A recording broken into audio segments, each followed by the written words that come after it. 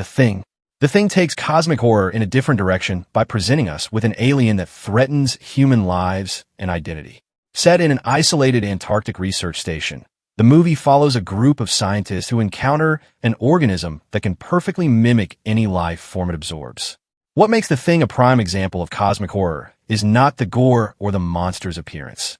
It's the philosophical implications of its existence. The creature is a fundamental attack on what we consider the essence of humanity and individuality. It can absorb a person, access their memories, and replicate them so perfectly that even the person themselves might not know they've been replaced. This strikes at our most basic sense of self. If something can copy our memories, behaviors, and appearance perfectly, what makes us unique? What constitutes the self that we believe exists at our core? The Thing basically tells us that human identity is merely a pattern, a configuration of matter that can be copied like data on a flash drive. The alien's true form remains mysterious. We see it take various grotesque shapes, but these are merely temporary configurations. Its actual biology, psychology, and origins remain completely unknown.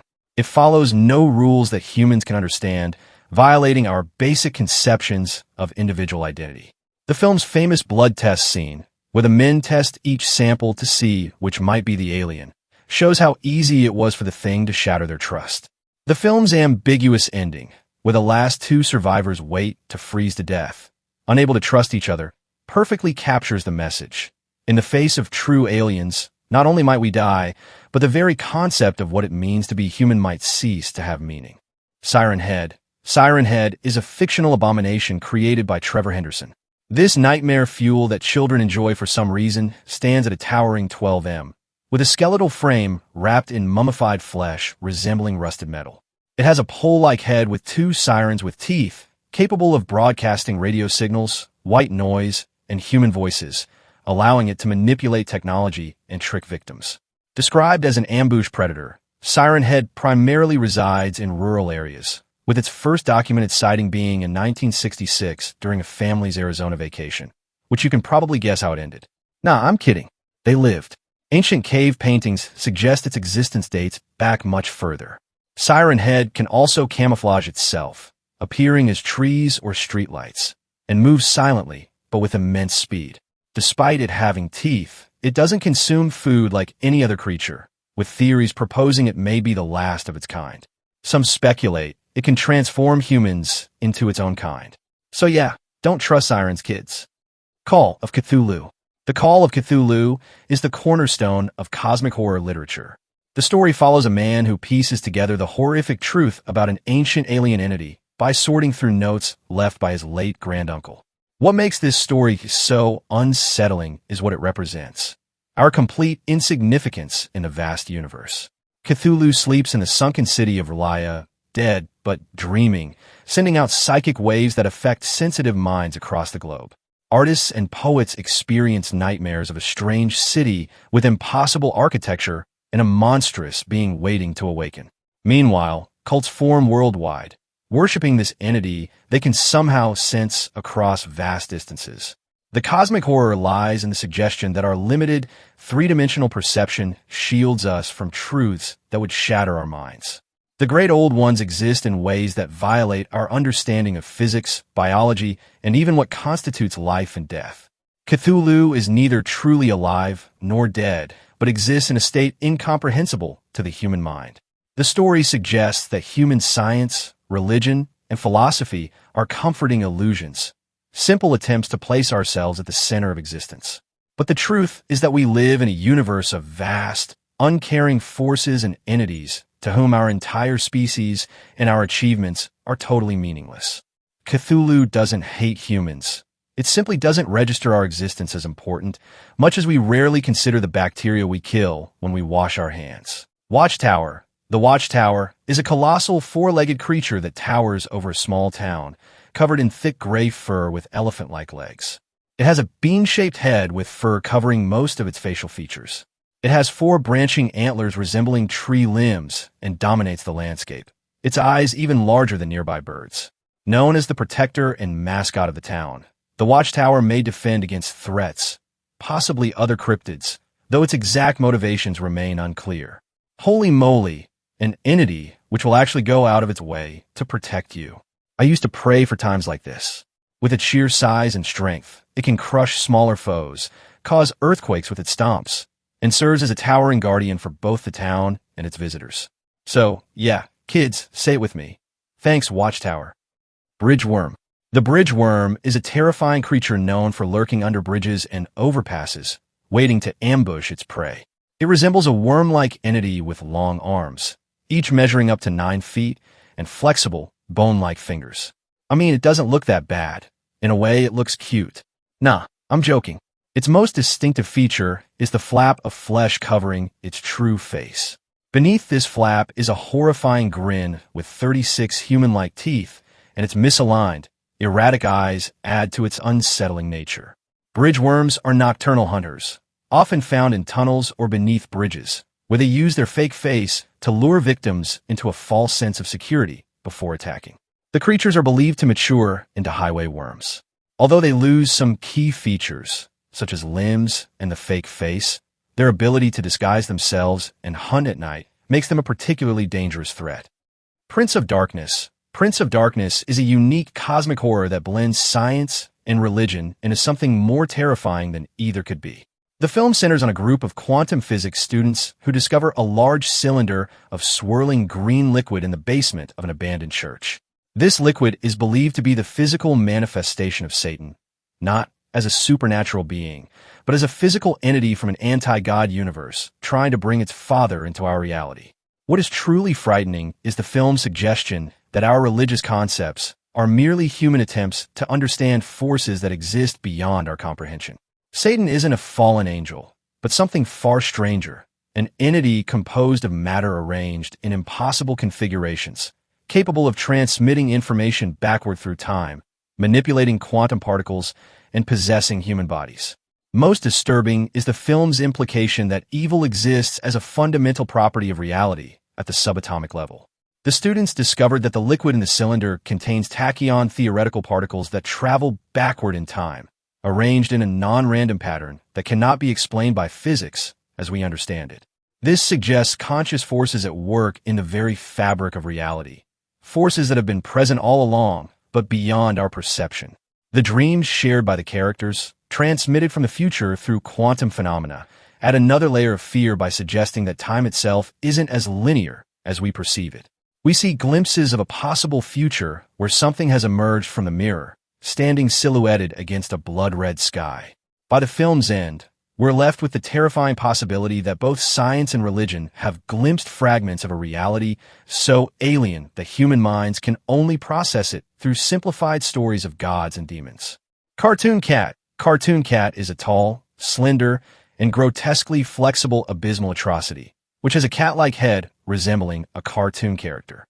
Its appearance is highly malleable, allowing it to alter its shape and even wear different clothing, such as boots. Its eyes are bloodshot with also crooked, blood-stained teeth. Make sure no kid would be happy to see it. Cartoon Cat is described as a parasitic and hollow being, capable of disguising itself as a harmless cartoon mascot. However, its true nature is so much darker, as it thrives on violence and chaos.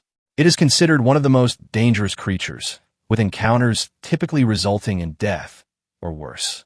It is also known for its ability to shift between forms and locations, often found in abandoned spaces like malls, where even other monsters avoid it. That's how awful this thing is. The creature's abilities are largely implied, but it is known to be highly resistant to physical harm. It can manipulate audiovisual devices and possibly the media itself. Cartoon Cat's power is so immense that it is speculated to be metaphysically immortal and could likely defeat other entities in the mythos, including deities. Its influence can be tied to the power of belief, with manifestations appearing when people are exposed to content that ties into it. Big Charlie. Big Charlie is a horrific combination of nightmares and livestock, an abomination that stalks the countryside after escaping from some sinister meat processing plant. A towering, gaunt cow with an odd, beak-like snout, its dead, milky eyes suggest it's blind. Most horrifying, however, are the meaty, tumor-like meat chunks that regularly fall from its belly, giving birth to hordes of little nuggets, small, unnerving offspring that scatter at birth. Big Charlie itself seems unaware of these horrors, lacking parental instinct as it shambles along with common livestock. It's said that this monstrosity was the result of genetic experimentation, designed to produce endless meat, but something went horribly wrong. But hey, free food is free food. Now, unfettered by captivity, Big Charlie roams rural landscapes, oblivious to the world it's infecting with its monstrous offspring. But yeah, thankfully, it's harmless for the most part. It just looks like pure, unfiltered nightmare fuel, like if you drenched all the cute things about a cow and were left with just the bitter hatred and disgust. It's also listed as a damn SCP, being SCP-4158. Who knows, maybe I'll touch on it more if I ever do videos on SCPs. Fetid King. The Fetid King is a terrifying and otherworldly entity known for its skeletal appearance and digital manipulation. It has a thin, skeletal body. Its face is dreadful to look at, with open, skull-like eyelids and a gaping mouth. The king wears a wooden crown, spiked unevenly at the tips. As a creature, the Fetid King acts as a virus, infecting digital devices and slowly corrupting them. Once it infects a device, it begins by duplicating an eerie image titled king_birth.jpg. Over time, the image multiplies, distorting with a chromatic aberration effect, and eventually showing the Fetid King glaring directly at the viewer. The corrupted device displays ominous error messages, warning of the creature's inevitable arrival. The king seems to use the device as a means of reaching the physical world, with its victims facing destruction shortly after their devices are completely infected. The Fetid King's true method of killing remains unknown, but it's implied to be a deadly process, either by directly attacking the victim or using the device to cause harm. The Mist. The Mist is a particularly visceral form of cosmic horror, showing what happens when the thin membrane separating our reality from others tears, allowing entities never meant to exist in our dimension to invade our world. Following a violent thunderstorm, a mysterious mist envelopes a small Maine town. A group of townspeople barricade themselves in a supermarket as it becomes clear that something inhuman lurks in the fog.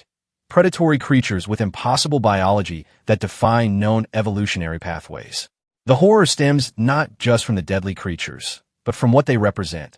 The sudden intrusion of a reality that operates according to rules completely alien to our understanding. The monsters aren't simply dangerous. They're wrong in a fundamental sense. Spider-like beings the size of dogs, insects with AIDS stingers, and eventually, entities so vast they can barely be glimpsed through the mist.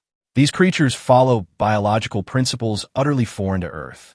The film excels in showing human response to such cosmic intrusion, as understanding breaks down. A religious zealot gains followers by reframing the invasion in biblical terms, demanding human sacrifice to appease an angry God. This represents how humans desperately attempt to force cosmic horrors into familiar narratives, rather than facing the more terrifying possibility that what's happening follows no human narrative whatsoever.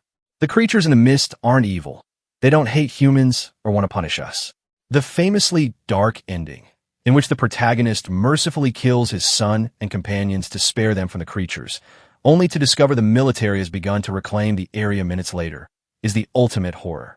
Not only is the universe indifferent to human suffering, but our attempts to make meaningful choices in the face of horror may themselves be rendered absurd by circumstances beyond our understanding.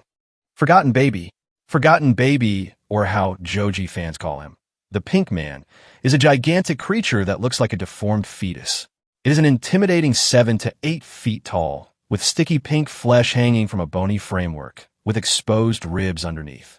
Its head is hilariously large, looking like its limb structure. It looks like a 4-year-old druid. Forgotten Baby is a silent stalker, eerily breaking into homes and kidnapping unfortunate victims for unknown reasons. It has a horrifying stealth, moving often like a TV on mute. Worse, it also seems to be able to move silently between dimensions, holding its victims captive in an infinite static space where they are trapped forever. I guess he likes to collect. The Angel. The Angel is a cryptic and tree-branch-looking entity known for its skeletal humanoid form, with a cracked, skull-like head and hollow eye sockets. Its body is a disturbing amalgamation of flesh and bone, with a secondary ribcage resembling inverted tentacles that allows it to cling to walls and expand itself all over the damn place. Its appearance shifts between images, sometimes appearing human-sized and other times towering over buildings and buses. Little is actually known about its true nature, but captions accompanying the images suggest it repeatedly visits a specific person like a clingy ex, possibly offering cryptic messages or warnings. The Empty Man. The Empty Man is one of recent cinema's most ambitious works of cosmic horror. What begins as a missing person investigation turns into something far more terrifying. An exploration of how human consciousness itself might be vulnerable to entities existing beyond conventional reality. The story follows an ex-detective searching for a friend's missing daughter, who appears to be connected to the urban legend of the Empty Man blow into an empty bottle on a bridge, and he comes to you, appearing on the first day, drawing closer on the second, and taking you on the third. The discovery of the protagonist that his entire life is a fabrication delivers the most devastating blow to our significance. Human consciousness isn't generated by our brains, but received like a radio signal from elsewhere. Through certain practices, they aim to create an empty vessel for something else to inhabit, an entity they claim has tried to come through into our reality throughout human history. What makes this truly disturbing is not only the supernatural threat, but also the philosophical implications. If our consciousness is merely a signal, not an inherent property of our brains, then what we consider ourselves is ultimately an illusion. We aren't discrete individuals, but temporary receivers for something else, something that might be replaced. The protagonist's discovery that his entire life is a fabrication delivers the most devastating blow to our significance. He learns he isn't who he thinks he is. His memories, his sense of identity, his grief for his lost family, all were manufactured to prepare him as a vessel for the Empty Man. The film suggests that throughout history, certain individuals have sensed these beings trying to come through, interpreted as gods, demons, or aliens depending on the cultural context. These entities exist beyond conventional space and time, perceived by humans only through the limited frameworks our minds can process. The final revelation that the protagonist himself is the Empty Man incarnate delivers the ultimate existential blow. Our identity is revealed as illusion. Our agency is self-deception. And our consciousness is merely temporary before something vaster and more alien takes control. Breaking news. This is breaking news. It's a skyscraper horror, a grotesquely distorted, bad joke of the human form that stalks the night in complete, utter silence. This probably has the most stupid and goofiest attributes ever. He's said to be 381 m tall. Mind you, the Eiffel Tower is 300 m. Also, breaking news weighs only a minuscule 48.75 tons, which is about the weight of 1.63 billion cans of Monster Energy. Its jet black, light-consuming skin makes it effectively invisible in darkness. Its grotesquely distorted proportions only serve to enhance that. This thing should not be granted the ability to breathe the same air as us. You don't think so? Look at how its neck twists and stretches horribly, so its faceless head hangs forward like a broken puppet. Yeah, about that. As a destruction giant, it's said to haunt cities, leveling buildings and slaughtering humans at random. Some believe it can flash red lights to disorient prey. Always found at night, breaking news is a doomer, silent, patient. Anxious dogs. Anxious dogs, if you can even call them dogs, are extremely strong creatures who are known for their horrific physical abilities. They are fast, agile, and stealthy, which makes them formidable and dangerous hunters. Their speed and strength allow them to overpower smaller beings quickly, often stalking prey without being noticed. With their elongated limbs, making them resemble SCP-096 doing a bridge position, anxious dogs are also capable of moving silently, making it hard to detect their presence until it's too late. They possess a set of stingers that are extremely painful, providing them with a defense mechanism when threatened. These stingers also serve as a means of further intimidation. One of their most disturbing traits is their ability to produce a high-pitched, frantic laughter, which emanates from their gills rather than their mouth. Yes, they have gills too. This eerie sound, though often inaudible, is said to be a compulsive action. Despite their aggressive nature, anxious dogs can be influenced by positive interactions, suggesting a level of intelligence that allows them to form bonds. In rare instances, I wouldn't suggest it. It's a Good Life. It's a Good Life is a classic Twilight Zone episode that offers a unique perspective on cosmic horror through the lens of a child's unlimited power and underdeveloped moral sense. The story takes place in Peaksville, Ohio, isolated from the rest of the universe by 6-year-old Anthony Fremont, a child born with godlike powers. Anthony can read minds, manipulate matter and life, and banish people to a mysterious cornfield with a thought. The townspeople, including Anthony's parents, live in perpetual terror, forced to think only happy thoughts and declare everything Anthony does is good, no matter how destructive or bizarre. What makes this exemplary cosmic horror isn't Anthony's powers themselves, but what they represent. Omnipotence without wisdom or moral maturity. Anthony embodies the cosmic indifference central to Lovecraftian horror. He doesn't actively hate the townspeople. He simply doesn't comprehend the full impact of his actions. When he creates a three-headed gopher and then kills it because it's not right, or when he makes it snow and ruins crops the town needs to survive, he acts with the casual disregard of a child who doesn't understand consequences. This perfectly captures the relationship between cosmic entities and humans in traditional cosmic horror. Just as Anthony views the townspeople as existing primarily for his entertainment and becomes angry when they displease him, Lovecraft's great old ones and outer gods view humanity, if they notice us at all, as insignificant specks. Their actions are devastating to us, but trivial to them.